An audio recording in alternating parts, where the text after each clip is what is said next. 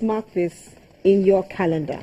Most times, full details of the event are on that letter, just in case you don't get the invite, or it's been misplaced, or whatever the case. But save the date, 2 to 3 months before the event. And the invite, I would say, at least 4 to 6 weeks before the event, so that, you know, some people say, well, if you give it to me too early, I might misplace it. Yeah. But somebody like me, I have a place where I keep all the invites according to the dates. And sometimes you might even get the ashwebi to go with it, and you forget, oh, which one is which? I've got too many. Which one goes with which one? But if you look at the invite and you see the color code, and that gives you an idea. And sometimes you can mark it. This one is for this wedding, and all of that. But with invitation cards, what's important? I see so many invitation cards, and sometimes I ask myself, invitation etiquette is not very common. So what kind of invitation card are you sending out? Now, they can be beautiful big ones like this. This is nice. This tells you, wow, this is going to be a very classy wedding, so to say. All right? And it comes in a mighty envelope like this. And when you get this, you feel like a special guest. Oh. Wow. Then you can also get types that are a scroll. So we have a scroll like this. Okay. This is just fancy. It's just a new style of doing invitation. And it's actually nice. Some of them can be just one card. Yes, like I have 3 types here. It's just one card. But invitation cards are pretty expensive nowadays. So you have just the card form, okay? Or you have some that actually come in a little envelope like this, which is pretty cute. It just comes in and out like that. And I have so many. Look at the velvet types.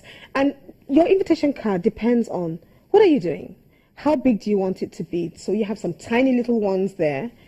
I have one that is in a metallic envelope. Now, this is nice, but you really can't write on a metallic envelope, okay? So you have to be mindful that if you're going to have this kind of envelope, you need to have a white sticker to go with it, because you can't write on this kind of envelope.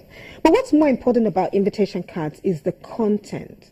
Now, I've seen some people they pick a color code. So for instance, you've picked silver or peach, and you're trying to do the writing in silver, which doesn't come out very well. Or even peach, which also doesn't come out very well.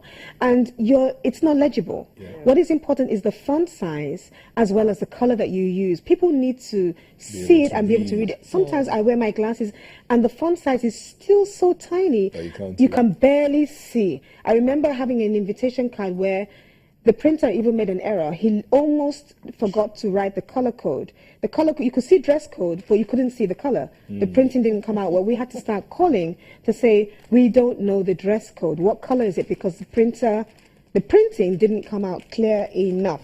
But wordings also are important. So you've picked your card, you've picked your color code. The wordings are essential. Who is doing this event? The families of, and with weddings as well, always remember that the bride's family's name comes before the groom's family's name. Janet, just hold on 1 second with this beautiful scroll. We'll take a moment and we'll be back to continue with Janet. Okay.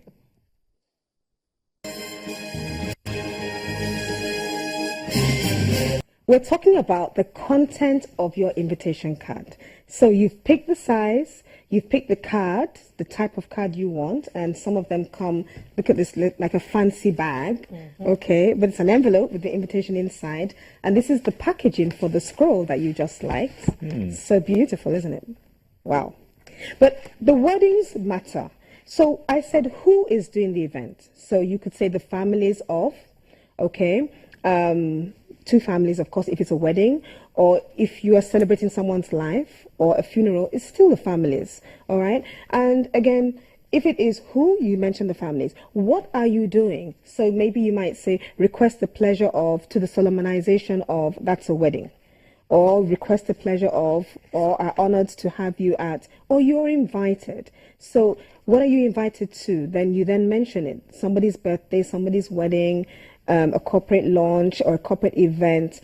And then again, when is it? Don't forget to say when. The date. Sometimes people write 16th of April, 2016. I would suggest always put the day there, because it's an assumption that it's a Saturday. Now, a lot of events are taking place throughout the week. People are getting married on Sunday. Yes, Wednesday. People are doing their birthdays on the birthday itself, on the birthday day itself.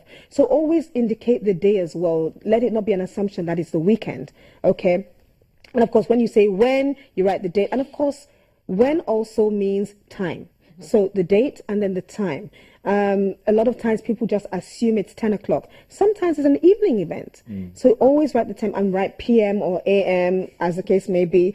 Don't just say 6 o'clock. Is it AM? Is it PM? Because again, engagements are taking place at 7 a.m. in the morning, right? So you have to write, and of course, where. Now, if it's a wedding, for instance, you know, it's an assumption that everything is taking place at the same time, at the same place, on the same day. No. So with engagements, write the date of the engagement, and on the wedding too, the date and where is it taking place clearly. If there is no parking there, indicate where you expect your guests to park and write it there. You know, and if indeed the place looks a bit clumsy, why not add some parking directions or some directions to the place itself? I would always say it is, without a doubt, RSVP is important. When it comes to RSVP, what do you think that means? Responde, s'il vous plaît.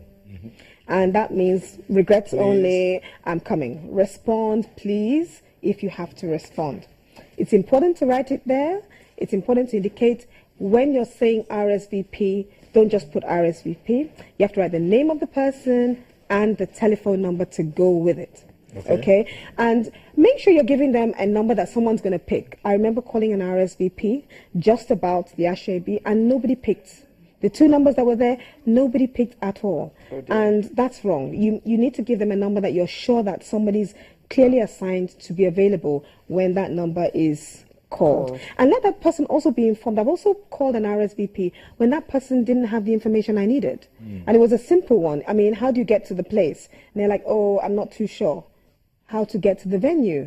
You need to brief that person for likely in questions that will come up when it comes to RSVP.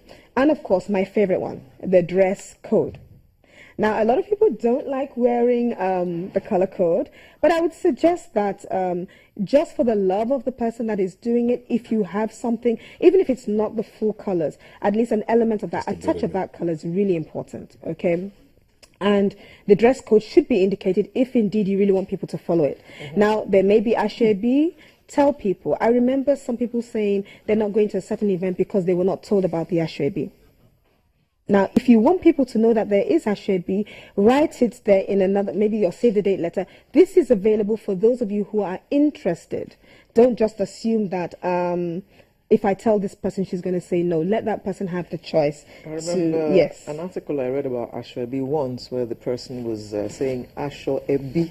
It means Asho for the family. The Ebi is the family. It's not for everyone else, you know. But I think there's a new dimension to that. And now invitation cards are coming in all forms and all shapes and sizes with the addition of access card. Now, I see on this particular card that it says access card, this admits one. Now, this is a bit uncomfortable for somebody to walk into an event to use as access to an event.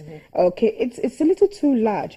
We have smaller ones now. You can provide them with a smaller one inside, so they don't have to bring this. They can bring the smaller one as the access card if indeed it is by invitation only. So give this to them so that they leave this, they have this for the address, they have it for the venue. But when they want to enter the event, they carry a smaller one.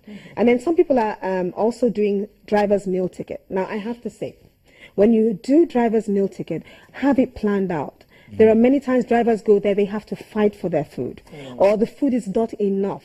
If you've given everybody a driver's meal ticket, make sure you give enough food. Make sure food is available, all right, for that person. And finally, I also want to say with the invitations as well, addressing the card. I said that earlier.